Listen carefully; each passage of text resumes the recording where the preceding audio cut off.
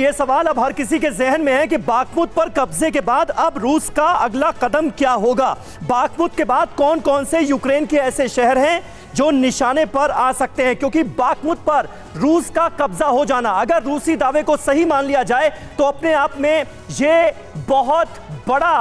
बहुत बड़ी कामयाबी माना जाएगा रूस के लिए। आइए अब समझते हैं कि बाखमुत को लेकर इतनी सरगर्मी क्यों है और क्यों इस शहर का यूक्रेन के हाथ से जाना यूरोप से लेकर अमेरिका तक को परेशान कर रहा है। यह समझना जरूरी है। बाखमुत से यूक्रेन विजय की क्या शुरुआत कर दी है पुतिन ने, ज़ेलेंस्की क्या मान रहे हैं। बाखमुत के हाथ से निकलते ही रशियन फोर्स डोनेट्स्क के बाकी शहरों पर अटैक शुरू कर देगी, ये तो खुद ज़ेलेंस्की मान रहे हैं। बाखमुत के बाद टारगेट क्या? ज़ेलेंस्की को भय है क्रेमेटोस को लेकर, ज़ेलेंस्की को भय है स्लोवियांस्क को लेकर। ये देखिए मैप के जरिए भी हम आपको समझाने की कोशिश कर रहे हैं। बाखमुत पर कब्जा। फ्रीडम ऐप से सीखकर क्या आपने देसी मुर्गी का पालन शुरू किया है? अगर ऐसा है तो आप अपनी देसी मुर्गियों को 1 करोड़ फ्रीडम ऐप के जो ग्राहक हैं उन्हें बिना किसी खर्चे के आप उसे बेच सकते हैं। अब इसके बाद ये देखिए बाखमुत से किस तरफ, स्लोवियांस्क की तरफ और क्रेमेटोस की तरफ बढ़ेगी रूसी सेना। इसका अंदेशा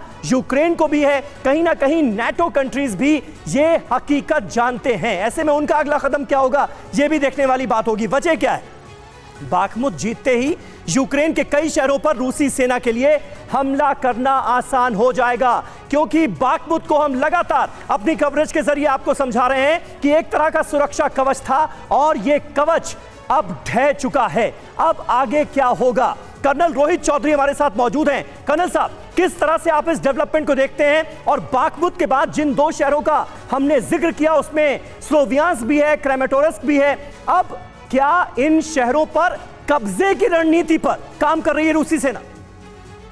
बिल्कुल सही कह रहे हैं आप।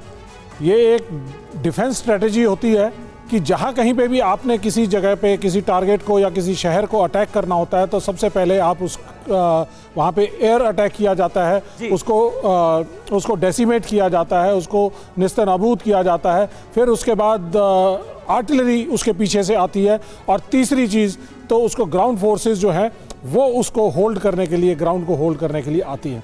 तो अब जैसे आपने ये देखा कि बाखमुत के अंदर ये कार्रवाई कंप्लीट हो चुकी है। अब बचे हुए जो सैनिक हैं जो यूक्रेन के, या तो वो मारे जाएंगे या वो पकड़े जाएंगे या फिर वो विड्रॉल करेंगे। और अब अगले शहरों में लगातार जिस तरह से हवाई हमले हो रहे हैं तो ये इस बात की तरफ बयान देता, लगभग कंप्लीट मानते हैं। और इसके आगे की जो लड़ाई है उसके लिए उन्होंने ग्राउंड तय कर दिया है। फ्रीडम ऐप से सीखकर क्या आपने देसी मुर्गी का पालन शुरू किया है? अगर ऐसा है तो आप अपनी देसी मुर्गियों को 1 करोड़ फ्रीडम ऐप के जो ग्राहक हैं उन्हें बिना किसी खर्चे के आप उसे बेच सकते हैं।